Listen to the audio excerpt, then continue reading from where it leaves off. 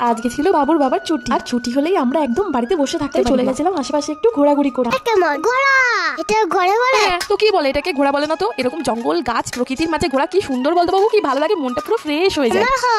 আমরা খাই না জানো তো প্রতি ছুটির দিন আমরা না এদিক ওদিক কোন দিকে ঢুকে যাই, প্রথমে ভাবি যে আমরা আদৌ ঢুকছি, বেরোতে পারবো তো ঠিক। যাই হোক, যেদিকে ঢুকি সেদিকটা রাস্তা চিনে রাখি, তাই আমরা বেরিয়েও পড়ি। মাঝে মাঝে এমনও হয়েছে একবার রাস্তা ভুলেও গেছি। এসব পাগলামিগুলো করতে বেশ ভালোই লাগে। জানি না গাছপালার মধ্যে দিয়ে এইভাবে ঘুরে বেড়াতে আমার যে কি ভালো লাগে কি বলবো। আর আমি তো এমনিতে ঘুরতে ভালোবাসি, গাছপালাও খুব ভালোবাসি, তাই সময় আর সুযোগ পেলেই চলে যাই আমরা তিনজনে মিলে ঘুরে বেড়াতে।